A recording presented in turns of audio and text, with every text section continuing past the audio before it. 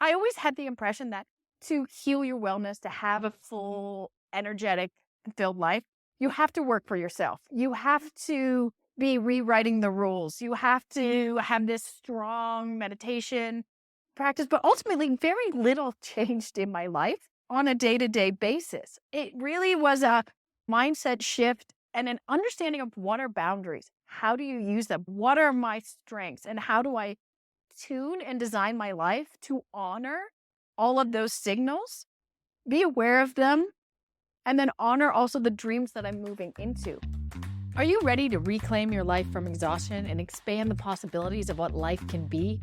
If so, I'm your guide, Evelyn Pacitti, work-life geek and engineer-turned-resiliency coach on a mission to redefine how we work, live, and utilize our energy. Each episode, I dig deep with my guests as they share their story, spark, and strategies for developing our own unique work-life blend. This is Engineering Serenity. Episode 10. Stories, Spark, and Strategies with me, Evelyn Pacitti, and special guest host, Erica Lutz.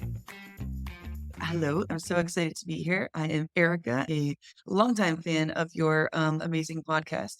And I think that's a fun way to start is the way that you ask other people to introduce themselves. And we'll see how you do with your own questions. I would love to hear your full name and your pronouns. I'm Evelyn Pacitti, and my pronouns are she, her. And give us your age-ish. Doesn't have to be your actual age, just ish.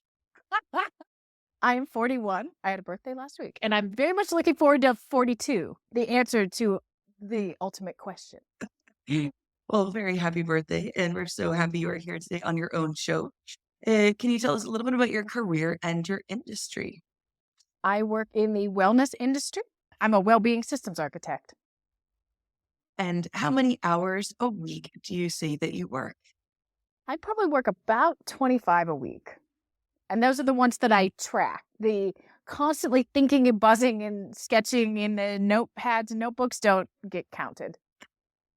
We're going to come back to this question in a different form in a little bit, but if you just had to say outright, do you like your career? Yes. And on the scale of 1 to 10, how would you describe your work-life balance today? I would say it is an 8, but it feels very life heavy. I'm thinking about my work all the time, but I feel like if my work was more solidly grounded, that would be helpful. What do you mean by solidly grounded? Because I'm still in this growth and experimental phase and that kind of stuff, sometimes it feels really floaty. What am I doing today? What am I working on next? Is this working? Is there traction here? Is this experiment viable? These sort of things. When I had the day job that I know that I go in, you execute, you know what you expect, you know what's coming in and out. And I mean, I do not regret for a moment leaving engineering 2 years ago. This is the best. I love it. I'm enjoying it. But a little more predictability would be helpful, I feel like, right now.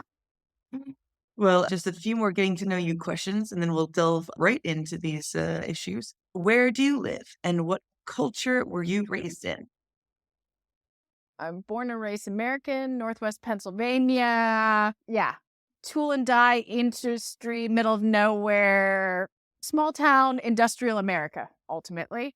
And 12 years ago, I moved to the Netherlands, and I am married to a fabulous Franco-Italian man who blows my mind with culture and experiences all the time.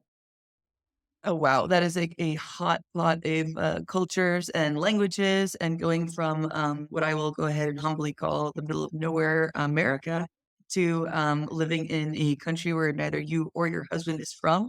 It sounds like there's a lot of excitement that I can't wait to hear a little bit more about. If you had to describe your household, how would you define it? I'm married. I have one kid who's 4. Well, We live in a city. and live in a city. Any hobbies apart from motherhood and this wellness coaching? So I am terrible at hobbies, to tell you the perfectly honest truth. When I burnt out and I said, what am I supposed to do if I don't work? They said, go work on your hobbies. I was like, I'm sorry, I don't have hobbies. I work and I survive. And still to this day, even with, trying to find that balance, I still find that a lot of the hobbies that I do still keep my mind very engaged. I like to play video games, and I'm like reading and researching, but I'm always reading and researching like other topics, and I'm always like very actively engaged. So I'm in the process of finding more hobbies that are more physical and analog based. During my burnout, I did quite a bit of crochet. That was my analog escape, but I haven't done it in years. I really want to do obstacle races again because the last one I did way back in 2012, I laughed hysterically through the entire 7 kilometer mud race. And I was like, I feel like this should be back on my radar. So I'm trying to experiment more with what does a hobby mean for me? I love planting seeds, but anything after the seed planting process is usually a debacle. Maybe I'll actually grow something this year. So this is the year of stepping more into finding experiments outside of doing more research, playing with personal knowledge management systems, thinking about automations or business design or studying marketing, something outside of playing with business ideas. That's so interesting that playing video games and reading isn't considered a hobby in your own mind. So I feel like it's also the way you define your own hobbies. That's very interesting. That it somehow it has to be some like bubblegum romance novel for it to consider for it to be a hobby for reading. That like reading analytical books can't be enough. So it's very interesting feedback about you. It just feels like it's always the same level of mental engagement.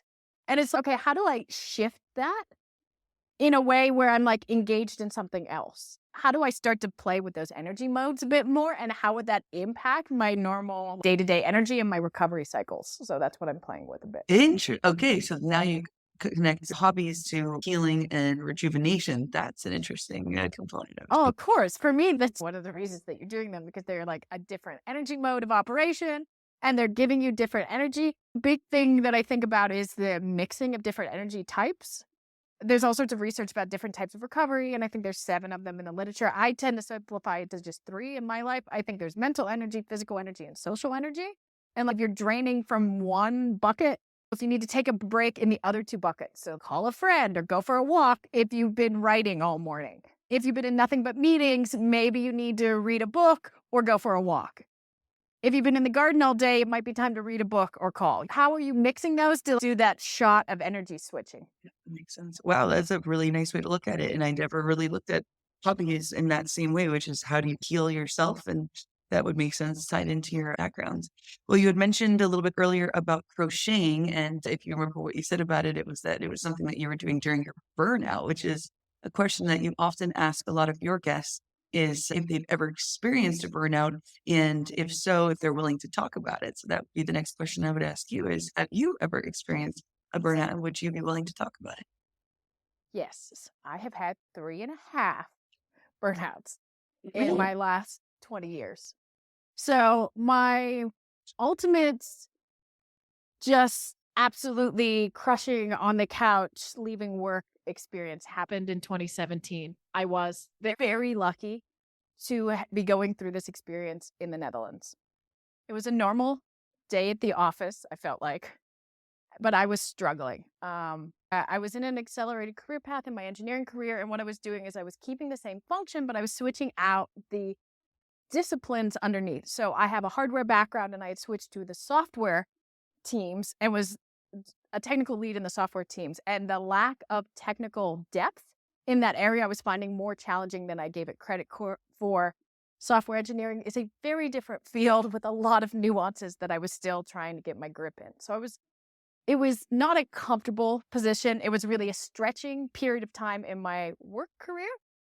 Then on top of that, I had a lot of home things happening. And I think this is one of the things that a lot of people underestimate in the burnout experience. They talk a lot about the impact of work, but they don't really take into consideration what's going on and all the things that are happening in the rest of your life and how is that impacting you. Personally, um, we were struggling with fertility and I was diagnosed with early onset menopause and was basically told that having a child was not really in the cards for us. I had a sudden death of my grandmother and we were robbed, like broken in, took a crowbar to the wall, walked out with the safe and drove away with the car in the garage, kind of like massive home invasion while we were visiting family for the weekend away. And these things all culminated in about a 3-month window in my life. And I went to my manager and I said, hi, just wanted to let you know I got a lot going on. I feel like I'm not really showing up to the office in the full capacity that I would like to be. I wanted to just reset our expectations of what we could do and like how I can rebalance this. He looked at me square across the table and said, if you are not burnt out, you are extremely close. You have 30 minutes to leave the building and you do not return until you have talked to the company doctor. Work is no longer your concern. And just like that, all of the pressure and all of the expectations to show up were gone in an instant. I negotiated with him. I can't leave right now. I have to transfer work. I have to do this and that. I have all these things going on. He's like, I give you 4 hours to write a transfer email, and that is it. That is all you get. It is time box, and you do it sometime in the next couple of days, but you leave now. He saved me. He saw something in me. He saw my struggle and gave me space to heal in a way that I don't think I would have given myself permission to do. I went home with the obligations gone, and I don't remember the next 4 to 6 weeks.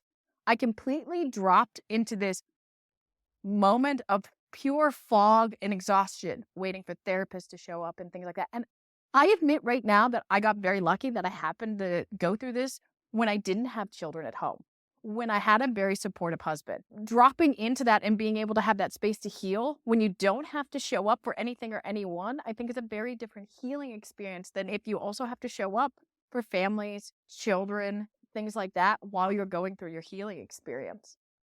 So I then went into this cycle of healing and looking at it. And once I discovered what a burnout was, once I discovered the impact. So for me, the World Health Organization has a description of what burnout is, and that's the typical list that you see about being apathetic to your work and losing your spark. And it's really the WHO definition is related to work and only related to work. For me personally, I really considered that switch from being like overly stressed and overexhausted to being burnt out to when it starts to physically manifest in your life in a major way. When your body really starts shutting down because it can no longer handle the stresses, like you're going down one way or another. Watch me take you down because I can help you recover because you're clearly not getting the memo. There's actually a graffiti wall art on my street that says, if you listen to your body when it whispers, it doesn't need to scream. And it was in that moment that I started to heal and I started to recover and I went to therapy and I did all that. But the thing that I don't know, in this moment was that all the traditional advice that I was getting, I found really frustrating. It was like, go for a walk, work on your hobbies, heal and feel better. And I was like, okay, am I more or less tired than yesterday?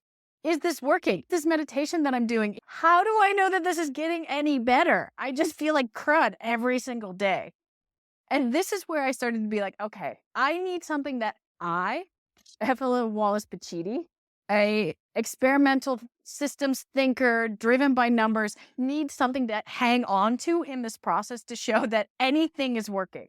So then I started to say, okay, how do I make this quantifiable? How do I start to measure this? So I said, okay, what if I ask myself one question every day? How much energy do I have remaining at the end of the day? On a scale, now I do it on a scale of 1 to 5. But when I started, it was like, am I depleted? Then it's a negative day. Do I just feel like I had enough to get through the day and then it's a neutral day? Or do I have energy remaining? So then if I have energy remaining, that means I'm starting to replenish my system. I'm starting to do that. So then I started to think, okay, how do I create more energy positive days? If I'm in an active mode of recovery, how do I get more energy positive days so that I start to replenish my tanks? How do I start to recover and refill not only my daily tank, but my reserve tank? The tank that you pull from when you run out of energy for the day, but you still got to show up for that board meeting, that presentation, that kids play, the dinner with the awkward in-laws, whatever it would be that you need more energy for when you're out, you could pull from the reserve tank. And I'm lucky. I don't have a chronic illness. I don't have something that fundamentally limits my ability to replenish my reserve tank. Because there's some people who their reserve tank, what they can pull, they don't have a reserve tank to pull from. That's just their limit. I'm lucky that I can replenish my tank. And that's the magic of what I've seen is that when I started to replenish, when I started to heal, I got back, it took me a few years, but when I got back to the level where I was, where I thought I had energy, I was like, oh, I have so much more to grow. This is like nothing. And then I started to refill and refill. And I was like, what is this? What is this energy? What is this clarity? And it almost felt like sometimes like a video game that once you got to a certain level in your reserve tank, like new mode unlock, interest in hobbies, new mode unlock. Want to hang out with different types of things or explore new topics or go for a run. Because at the beginning, I had no interest in exercise. And everybody said, exercise, it's great for you. And no energy in the tank for exercise. But once I started to replenish a bit, then all of a sudden, mode unlocked. You want to run. I want to go back to the comment you made about how you were so lucky and so lucky to be one in the Netherlands and number two, that this person was your boss. And it's funny when you started to tell the story, my first thought was, oh gosh, this guy is going to be totally horrible to her. And, there's going to be a victim story of how this didn't go in the way that she wanted it to go. So when it's a positive story, that's kind of surprising. And of course, since I also am American and I also have lived in Europe for a while now, it seems that this is just something to hone in on. A lot of the guests on your show come from a mix of different backgrounds or cultures or living in another country than they actually grew up in. Americans who are living in Spain or Americans in the Netherlands. And so it is a theme. Have you ever gone back first and foremost to that former boss to thank him for the role he played in your life? I have. I actually thanked him recently. So I thanked him actively in the process because he was also part of my rehabilitation process. Because in the Netherlands, you get a time period off, you see a company doctor, and then there's a sort of a rehabilitation process where they reintegrate you back into your work. And like you have to rewrite your response to that environment without the pressure of having to deliver. And I thought that this was crazy when I heard it, but it's such an important part of the process that if you're doing a reintegration, that you're giving yourself that space to rewrite the rules, to allow your body to be not okay for a while. And you're going to like fight to want to go back to old habits, to old ways of working, to responses of having to show up, to not respecting your boundaries and not respecting your energy levels and things like that. But this is the thing that I found so incredibly amazing when I look back at my journey. So I burnt out in 2017, and by 2021, so I've been tracking my daily energy levels since 2017, basically every day. And I can watch the trends over time. I have good months, I have bad months, I have good weeks, I have bad weeks. I watch the trends. But across the board, the most energy that I have had between 2017 and now, in the beginning of 2024, is the 6-month period that I worked in corporate when I had a 2-year-old at home before I quit to work and run my own business. That was the most energetic, replenishing 6 months of my entire life. I was thriving at work. I had the energy to come home. I had the energy to play with the idea of what would my business look like? Should I take the jump, have those conversations? And I was just constantly regenerating energy. And I think from that place of saying, okay, I've healed, I have energy, I have clarity. I jumped not out of a place of necessity that I didn't see another solution. I jumped from a place of, I fundamentally feel like I've stumbled on something that can help other people, especially more analytically minded, systems thinking individuals who struggle with traditional wellness advice, making it meaningful in their life, figuring out how to integrate it into a busy life. I felt like I had something fundamental to share. And the thing that I found so incredible was that who I was in 2021 when I was working in corporate, when I was in my engineering field again, if you would know me then, and if you know me in 2015 before I started to crack at the seams, I think if you saw me on a day-to-day basis, I wouldn't seem like the exact same person. But I was operating energetically completely different. And that's the thing. I always had the impression that to heal your wellness, to have a full, energetic, filled life, you have to work for yourself. You have to be rewriting the rules. You have to have this strong meditation or energy practice, but ultimately very little changed in my life on a day-to-day basis. It really was a mindset shift and an understanding of what are boundaries. How do you use them? What are my boundaries that are important to me? And what do I need? And how do I know what my signals are? What are my strengths? And how do I like tune and design my life to honor all of those signals? Be aware of them, honor them, and then honor also the dreams that I'm moving into. One of the other aspects of this, which I think came up on your LinkedIn account, is that people wanted to talk about metrics and metrics relating to burnout. So you had spoken about tracking how you have felt since 2018. So speaking of metrics, tracking, what do you think that looks like? How does that play a role in this process? So I think there's a couple of interesting things to go into. I can go into both my personal experience, but before I do that, I'll say that there's a conversation ongoing right now I see in the industry about what are wellness metrics, especially in the corporate space. So if wellness is becoming a core deliverable for organizations that they have to report on their wellness metrics, then the question is, what is a wellness metric? How are we defining that? And there's all this really interesting research being done right now about what are wellness metrics? How do you measure them? How do you take the fluffiness of do you feel okay? Are you showing up clear, with clarity, with intention? And what are those in a formal sense? So I think that's a really interesting conversation that's developing, and I'm enjoying following and seeing where that's leading. For me personally, energy is my favorite sort of baseline to look at. Because energy, if you're talking about how much energy do I have, I think it's a nice way of blending all of the aspects of health together. Your mental health, your emotional health, your physical health. If you're sick, you're not going to have that much energy because your physical health is down. If you're going under a lot of stress, maybe your emotional or your mental health is down, and that'll also decrease your energy level. So I feel like it's like a nice summary of one thing that you can check on that's super easy, because I've tried all sorts of things to track. I've tried tracking all sorts of different times a day, trying to map it out, different parameters. But I found that this is the one that, like, if I just ask this question every night, I put a number in my notebook and that's it. I like, sometimes it's a WhatsApp message to myself. Sometimes it's in my notebook. Sometimes it's in my tracking tool. But ultimately, I write down a number every day, and that's just enough to get a feel for monitoring. Because if you're not aware of what's going on, if you can't see the patterns, you can't make changes. So I think that's where the question is, what is a metric for burnout? It's more like, how do I know I'm not okay? And I like to have a conversation about what are our stress symptoms, of like, how do stress symptoms show up for you, and how do they show up for you at different energy levels? So if you're just a little bit tired, like you're just having an energy leak, how does your body tell you that you're tired? How does your system tell you that you're tired? Maybe it's the way that you behave. Maybe it's a physical movement. Maybe it's a sore muscle. Maybe it's something that your mind says to you.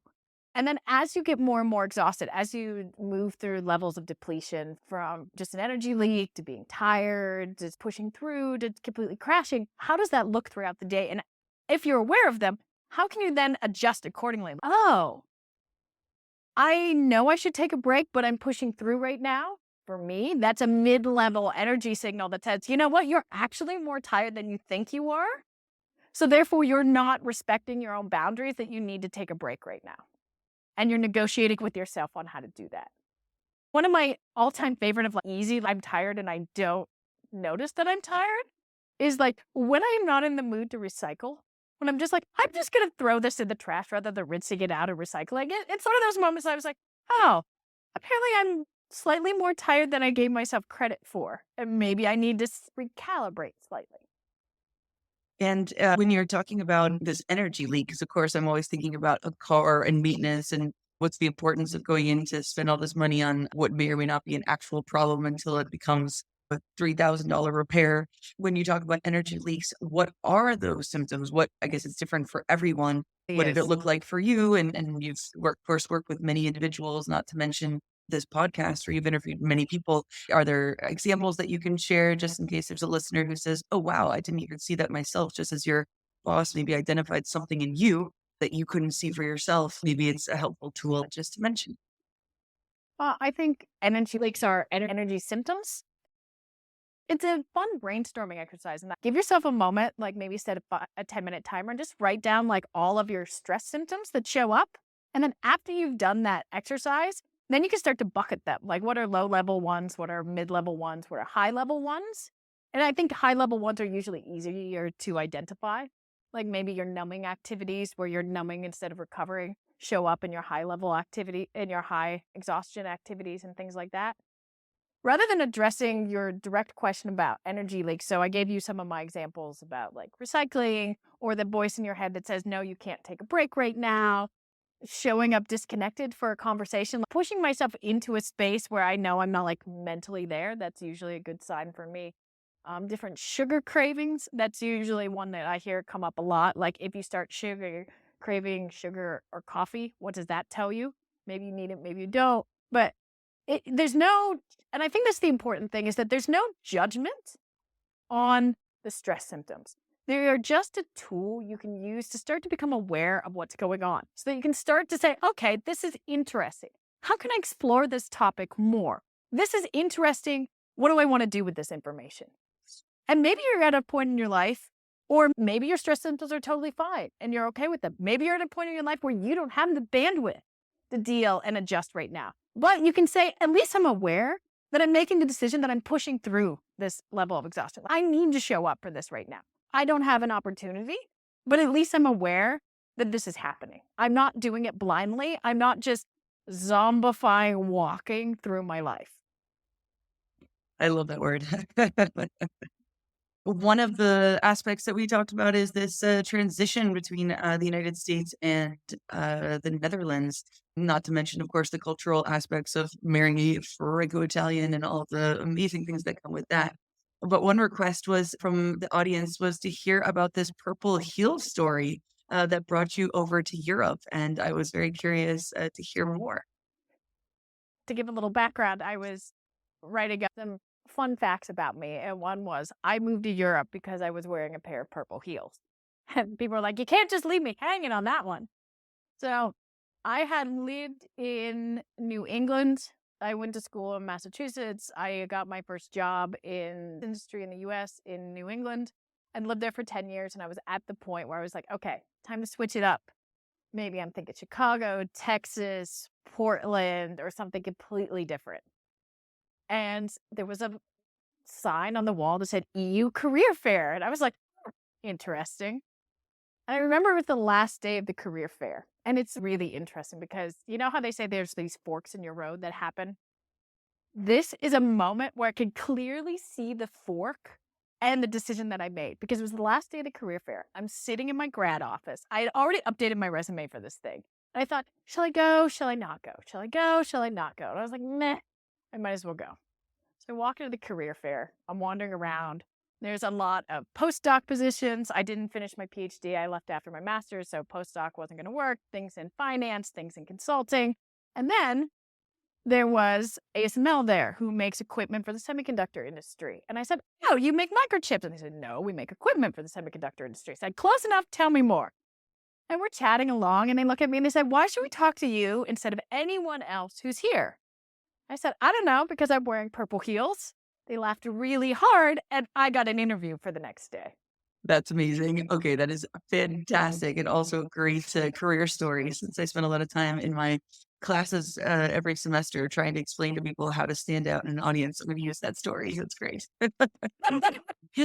When we talked about healing and you talked earlier about hobbies and that you wish you did a better job in hobbies, you jumped to that crochet story about your burnout. You talked about logging the way you feel. Are there other things that you did for yourself, knowing that, of course, it's not applicable to every single person on the planet, but it sounds like you did explore some other hobbies and crochet sounds pretty out of that is not video games, nor is that reading for you. Are there other things that kind of made you feel like you were able to heal? Maybe it was just those 2 hours a day sitting back in the office, transitioning back, or maybe there was other things. So I think there were a couple things. I'll first comment on crochet because you've mentioned it a few times and I feel like you'll enjoy this tidbit about it. Crocheting is a mind puzzle for me, but it's also a repetitive physical action. The thing that was magical for me about crochet is crochet allowed me to remain in a room full of people that I was finding really overwhelming during my recovery but create a bubble or a barrier between me and the room around me. At the beginning, it started at like family meals or holidays where everybody was together. And instead of stepping out of the room completely and leaving, which I could, I would move to the side and I would get out my crochet. And it would allow me to be there, but distant. And it ended up being this magical, transformative bubble space for me that I could always travel with it. I didn't need internet. I didn't need anything. I just had my little bag with my yarn and my hook in it. And I could just build. And even if I was just making straight lines and I wasn't doing anything complicated, it was always there for me. And I actually utilized this tool when I was reintegrating back into the office. There was a full day workshop that I needed to attend. And I was not at the point where I was going to the office full time. And I knew that level of concentration and presenceness was not in my capability set at the time. But I went and I took my crochet hook with me. And at the beginning of the day, at this big workshop with lots of people at different levels, I said, hey, I want to let you know I'm here. I'm asking questions, but I at some point will get out my crochet hook when I need space. And I will sit back here and I will crochet. And I'm still listening, but I'm in an active recovery state during this moment. And I remember at one point, like I was crocheting and the tech went down and everybody was laughing. And they're like, well, at least Evelyn has something to do. Wow, these are such powerful messages and also great ways to take the reins of your own recovery. I think that's you scoffed at the traditional things of being suggested to take a walk or explore your hobbies or see a therapist, and that wasn't fulfilling to you, that you have really found a way to map out your own recovery system. So I can totally understand why you've gone into this space coaching and trying to help others with a similar background heal. Can you tell me a little bit Because about the work that you do now and even extrapolating that into the podcast that you've done? What's the meaning behind it? It sounds like these individual coaching sessions are individual and helping people on a one-on-one basis. But I think it's beautiful that you've decided to zoom out to this podcast level because it's almost more access for people to hear individual stories. You have this charming way of drawing people out into this very comfortable and I will even say intimate and vulnerable space to ask them questions about these very delicate things. It's hard to talk about risks taken, mistakes that you've made. It's not all positive about what you've learned from these mistakes, but honestly, the fact that you've made mistakes in the first place. So maybe you could explain what this dynamic looks like between the individual support that you're offering to people in a coaching form and also these podcasts. the reason I started the podcast is because I am fundamentally intrigued by how people design their lives. What is their passion? What is their spark? How do they integrate that into their lives? And how are they finding work-life balance? Because the thing that I found is that we had an expectation of what life should look like. What is the rhythm? And we're trained into this rhythm. I like, what does the rhythm of a day look like? What does the rhythm of a year look like? It's set culturally, it's set by business. It's even to the point where when I started working for myself, when I started to drop my kid off at daycare at 10 because we slept in, we had breakfast, I got told off because I was messing with the rhythm of the day because having a parent come in messes with the rhythm of things. So even starting to just flex the system a little sometimes can get pushback. But what I found is that there's a lot more flexibility in the system than we give it credit for. And how do you start to look outside the expectations and play with the parameters, play with the shadows, dance on the line a bit in a way that like it feels your vibe, it brings your joy. I wanted to have a space where I could have a conversation with people about what is their dance? How are they designing it? How are they putting it together? If they've struggled with exhaustion, if they still struggle with exhaustion, how are they blending that in their life? How are they approaching it? What do their symptoms look like outside of the standard list of burnout symptoms? How is it showing up for people? We've had people on the show who had showed up as a heart attack. We've had people like all sorts of gamuts. And then like, how are you recovering? Like, I love one of my favorite examples is the woman with the hula hoop that she uses during her breaks. One woman, which the podcast never actually aired, but she hugs her alpacas in the afternoon. She goes barefoot into the grass and hugs the alpacas in the afternoon. She'll be back. Her podcast episode got rebooted. But like having the space to tell these stories of not only what does it look like for you, opening a conversation about that we are all exhausted. We all have periods of exhaustion. We all struggle with it. What insight does that bring you about your life, your career? What do you need at the time? Because when your body's screaming, it's because something's out of whack. Something needs attention. And it's your body's way of being like, excuse me, over here, can we chat?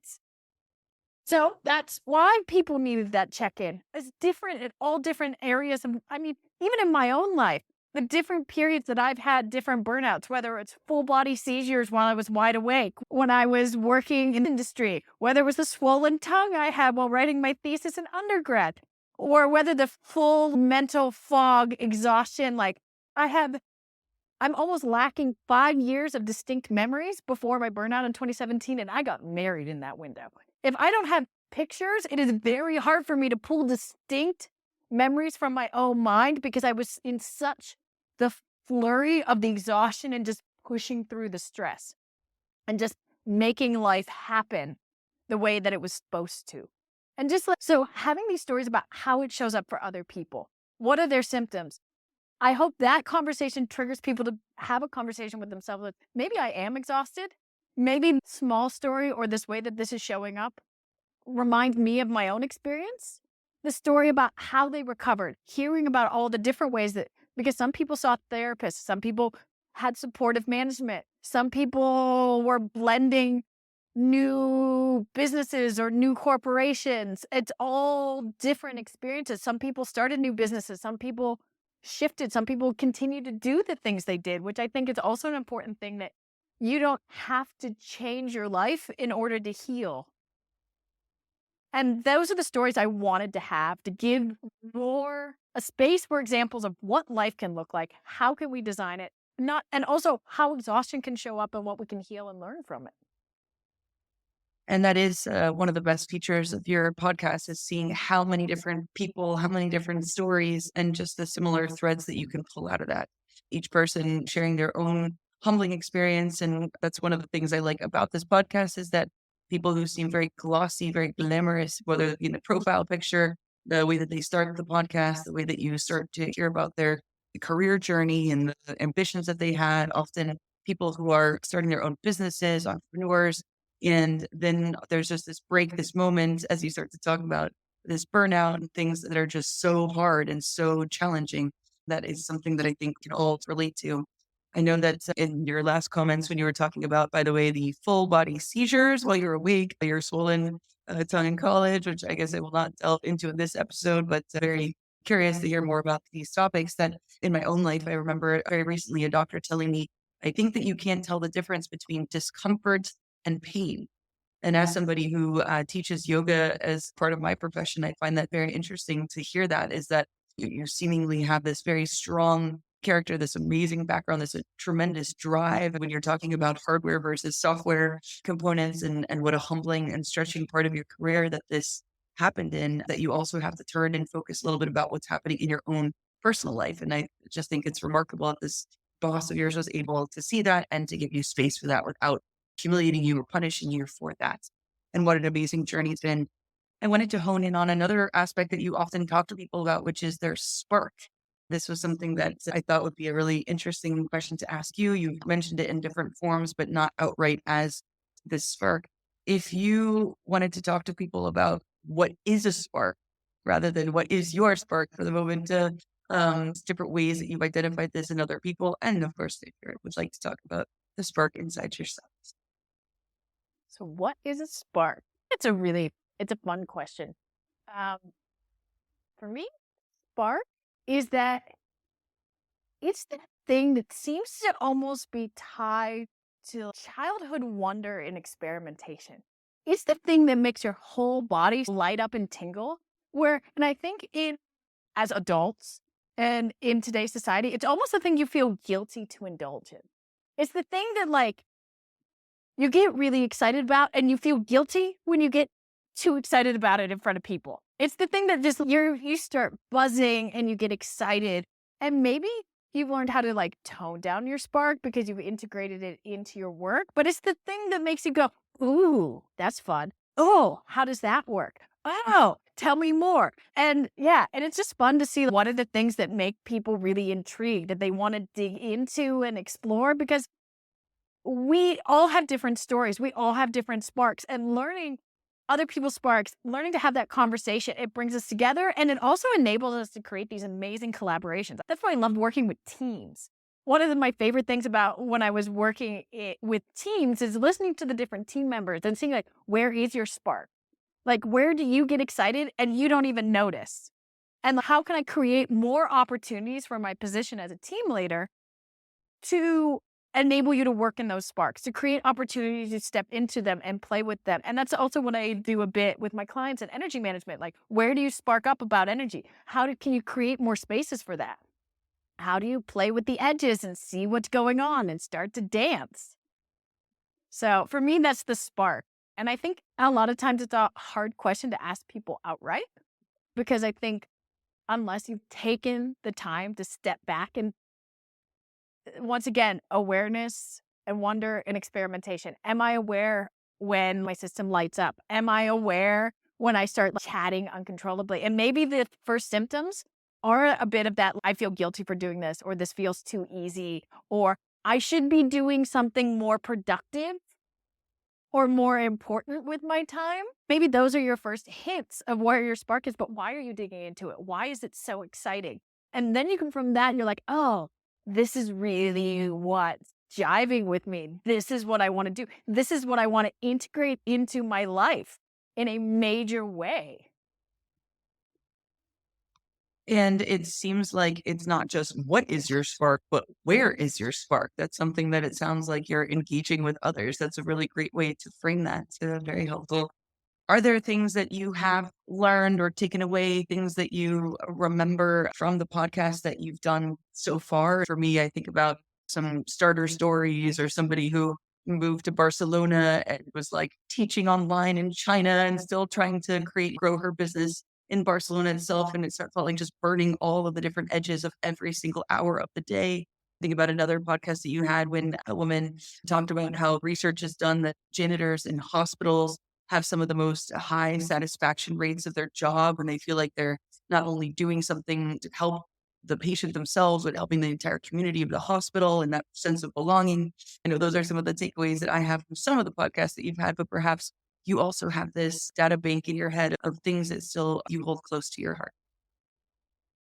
So I really love actually the final 5 questions about what people want to master and what they're geeking out on. They're Because I coming. They're find it coming. really, I really love those answers because some of the things that people want to master have been mind blowing. I've been like, whoa, I never would have thought of that as something that I wanted to master. But probably the most interesting red line that I'm finding a lot, and maybe it's just the people that I'm asking or the people who are in my audience right now, is a lot of people seem to be focusing on the importance of finding those pieces, putting together, finding those pieces of yourself and finding that flexibility. There seems to, in the final questions of what do you want them to take away from today, a thing that tends to come up a lot is about giving yourself that permission to find yourself and to find your freedom and that there's more flexibility. And that's a fundamental lesson that I've learned through all this. And that's what I hope to give my audience, to give my clients, to give just people in my community, not only examples of people showing up and doing it, but leading by example in my own life and with the people around me, but also giving people a safe space and permission to start to play there, to start to experiment in a way that doesn't feel like they're throwing everything away or they're putting everything at risk. How can you start to play in a safe and fun way? Oh, not putting everything away and not putting everything at risk. That's certainly, and that ties into one of your podcasts about play, right? About finding this space to play. And as adults, that we're not seen as being taken seriously enough if we're playing, whatever that means in your own way. Is there a question that you can think of that we haven't covered today? Something that you really wanted to share that's brimming and burning on the top of your mind? I think the only thing that I would want to say is that when you start to figure out what you need, what boundaries is a very fluffy word, and I think it's something that takes time to figure out what is a boundary. Anybody who I think has gone through any sort of burnout or exhaustion and learned how to rebuild understands what their boundaries are. But I think about it as I have this visualization. You have this square of grass, and limits are the place where you fall off the edge. And that's where you get pushed, and that's where your system breaks and you're not okay. Boundaries are the fence you put inside of that so that you don't get to your limits. So where do you put those fences, and how close to that edge you put your fence depends on where you are in your life and what do you need. And you can start to think about all those different parameters. And then when you're starting to think about designing your days and designing your work specifically, and I think this was the real secret sauce of when I went back to work and when I figured it out how to have an energetic career again, was that I said, what do I need in a day? What kind of balance do I need? And I told management, like, and I think I was at a privileged position of having 10 years within the organization, having a history of putting in the reps and showing up and doing the thing. But I also was able to come in and say, this is what I need to heal. Like, I can show up to meetings, I can run, I can organize, but I also need desk work. I need time that when I am running on low energy, that I have tasks that I can do where I can contribute in low energy. When I can contribute when I'm not completely there. And how do you design your work so that you have tasks that you can do when you're in low energy mode, when you're in recovery, and then what are your high energy tasks? And making sure that you have a good blend of those in your workday is really, really important. And that takes some chutzpah to do at the beginning. Okay. You're going to have to look at your agenda and be like, you know what? I am blocked 9 to 5 almost every day showing up for these meetings. Where's my contribution? How do I want to show up? Because if you're showing up for a meeting, what are you doing in that meeting if you're multitasking? What is your purpose of being there? So how can you say, okay, where's my energy? Where do I show up? Where do I put blocks of deep, quiet work if that's what I need? If I'm an analyst or I'm a researcher or just that's what you need, where do you put those blocks? How do you make them sacred? How do you hold respect for those boundaries at the beginning? And they will fall apart all the time, just like setting any sort of habit and any kind of thing. Start small. Like, you don't need a 3-hour block every Wednesday and cancel half your agenda on day one. You just say, okay, where do I put a block in for me? Where do I know my rhythm of the day? I know that I'm not super productive between me personally. I am not productive between 1 in the afternoon and 3 in the afternoon, which totally stinks in terms of timing because my kids had school at BSL, and it's just when I start moving again at 4, it's pickup time. And I'm like, nah, no, I love my kid, don't get me wrong, but it's messing with my funky flow. But so now I'm like, okay, if my downtime is there, what am I doing in that window? Am I doing some sort of social tasks? Is that where I'm doing admin? Is that where I'm making phone calls? Is that where I'm doing social media? I'm now experimenting with what would happen if I worked out in that window? What if I did my run or if I went to the gym in this window? And I'm all like, oh, but then I got to change and I got to shower. What am I going to eat? And what if I have a meeting in the thing and then I got to get pretty again? And I was like, wait a second. Just take a step back. Right now I have lunch and watch Netflix usually for 2 hours. Right now I'm watching Drink Masters. And just try it for a week. See how this works. If it doesn't work, you can mix it back up. But I have over a year, almost 2 years worth of data because I use a time tracker as my accountability buddy in my online business that I turn it on when I'm working. I say what I'm doing and I turn it off. And I have this whole really consistently between 1 and 3. So what can I do with that? That I know I'm down. And if I was in corporate where I can't step away for 2 hours, what can I do in that space? Okay. Is that a sit behind my desk? Is that the time when I go through my email? Is that the time maybe I need to do my bookkeeping or my timekeeping and that kind of stuff? How can I think about what are my rhythms? What is my mood? And how can I make slow and high energy tasks together? And there is so much more flexibility. You always think, well, nobody will allow me to do that. I have to show up like this. I have to show up like that. Just try it and see what happens. Well, I think we've come to the final 5 questions part of the show, which is certainly one of the most interesting parts. I love when people laugh at your questions, just this genuine laugh because they don't know what's coming. It's beautiful. Of course, you do know what's coming, but I'd still love to hear in your own words What is your definition of serenity? Serenity for me is being in this sort of state of flow where you know that what you're working on is happening and you're moving through your day, and that the things that are happening are working in a sense that don't feel like there's a lot of restriction to them. You're moving between getting up, breakfast, and drop off at work, and the work that you're doing is just flowing. And when that ends, you allow it to move to the next phase of the day without it like this stop start force. Just like, and having this sort of calm clarity where you're not rushing, but you're moving. It's weird. I have this vision of jumping between stones at like high speed, and you're just like boom, boom, boom, boom. And then you can go like, I'm stopping here and then I'm moving here. And like you just sense and you feel like, what do I need now? What do I need here? Where? And you just sense it's also not only just about you, but also sensing the people around you. What do they need right now? Do you need to stop and take space for others? Do they need you in a way that you could just, you have the space, you have the permission, you have the flow to be like, you know what? I'm going to spend an extra 20 minutes having coffee with the neighbor rather than just dropping off the mail today. Or we don't have to do bath time right now.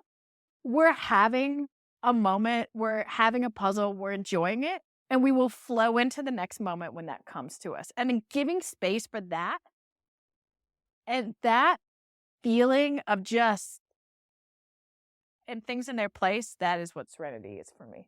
Oh, that's beautiful. And of course, those in the audience probably cannot see you. However, you really do look like a person jumping from stone to stone in a super person power. So it does remind me full circle of your video games that you like to play in the very beginning when you talked about this. It looks very badass. Impressive. Second of the 5 questions. If you could master one skill instantly, what would that skill be? Language. Speaking foreign language. My kid is 4 and speaks more languages than mommy does. My mother-in-law doesn't speak English, and I still struggle to communicate. My husband translates, and she's super supportive and she gets what I do probably better than most people, and I can't even communicate with her properly. So when we have moments, it's really nice, but like being able to communicate, being able to show up to a barbecue in the Netherlands and feel like, or a Dutch birthday party and feel like I can mingle without getting lost. Oh, not being intimidated by a 6-year-old at the playground who's trying to tell me something about my kid. And I'm like, I got nothing. I got nothing. Or just a play date, 4-year-olds play dates. Terrifying now. Hi, what do you want from me? Okay, I'll work on it. It would be great if I had real language skills. That's hilarious. I can completely relate to that. That is hilarious. Do you need orange juice or do you need the bathroom? What are you looking for? Fantastic. If talk about what your favorite method to recharge during the workday. You've already alluded to different elements of this throughout the way, but let's hear it in one response.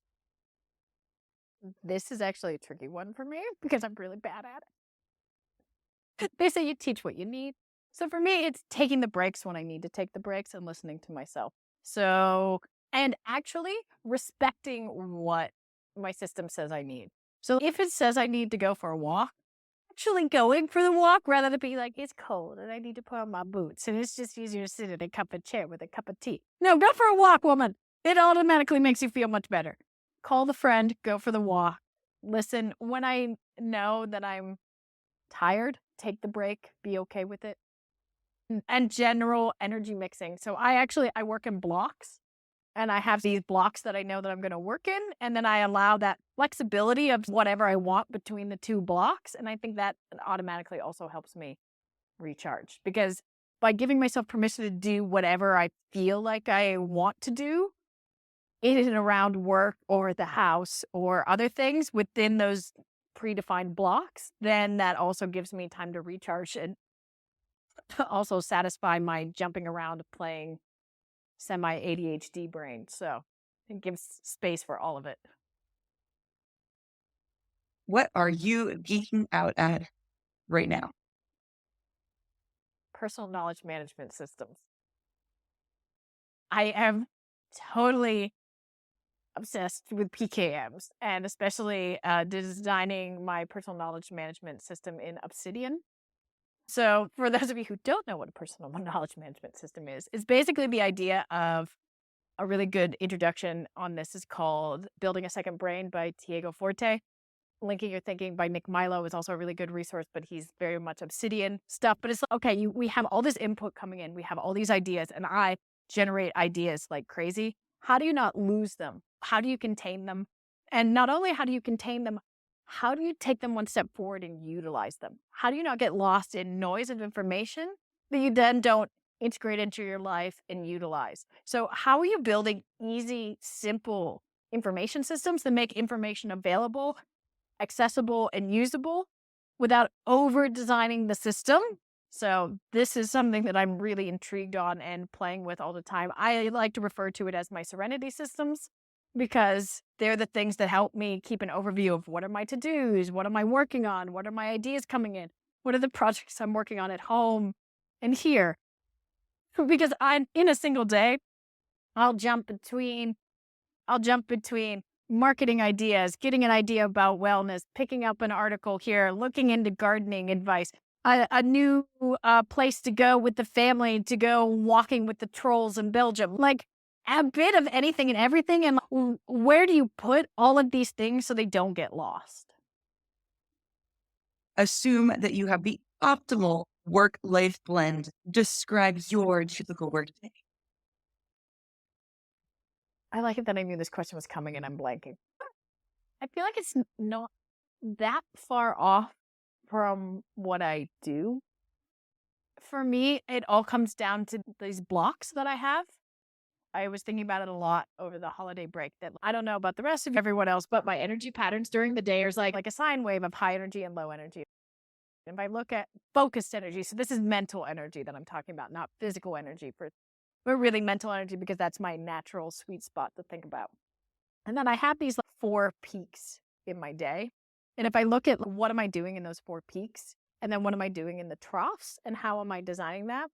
And right now I'm playing with the parameters of like, I have a peak in the evening, but that's when the family time is. So then what can I do in that time that's also engaging with the family? So that's where I'm playing with the idea that maybe that's more of craft time or something, or playing with more hobbies or exploring something with that with my son or my husband. And what am I doing in my morning? I have always written my best work first thing in the morning between like 5 a.m. and probably 11 a.m. I wrote my undergrad thesis. I wrote my master's thesis. Anytime that I really need to study, like that's the window I do it in. But that's also my favorite time to work out. But I feel like because that's the time that I'm the most consistent with it.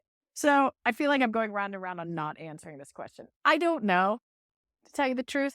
I think in many ways it goes back to my definition of serenity of having a workday that allows me to go with the flow. And I think that's the answer for me, is that I know what the key modules of my day are. I know what my key flow moments are.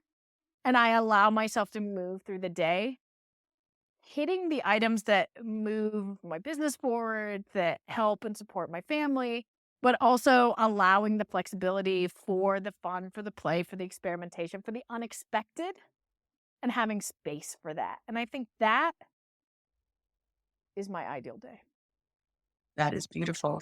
Well, I think that we've covered so much in this episode. It's so interesting to hear about, first and foremost, your background. I really didn't realize that you had come from such a small town in Pennsylvania. You seem like this extremely cosmopolitan woman with 12 years of experience in the Netherlands, not to mention, like I said a million times, marrying somebody outside of that cultural realm and navigating this life of very heavy world engineer. How you got there through your purple heel story, which I will never forget, and just that graceful way, if I offer that to you, graceful way in which you now elegantly tell the story of going through what was a very stretching and hard period, both inside of your role at your company, as well as this multitude of things that happened to you, and how we spend too much time focusing on perhaps the work aspect and not what also is happening on a personal level, which I think is one of the big takeaways of today.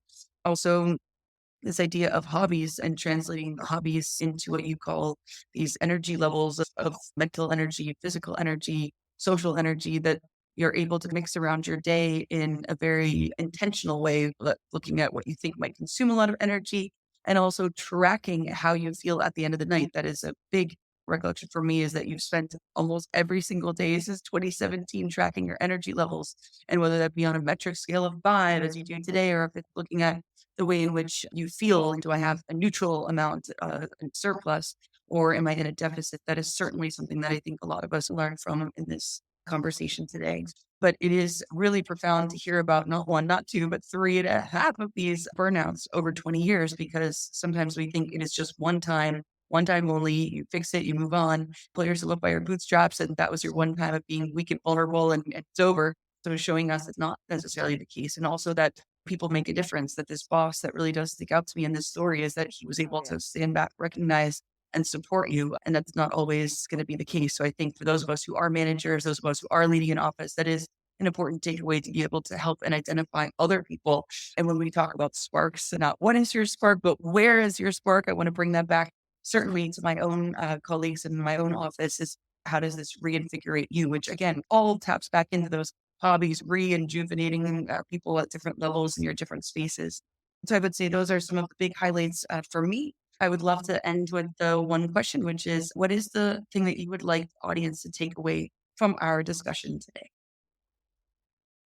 Flexibility, permission for flexibility and experimentation, whether it's in your own life, but also if you're in a space or a role where you lead a team or you lead a family, how can you give space to them to experiment, to breathe, to find their energetics, to find their flow, to have low energy and high energy moments?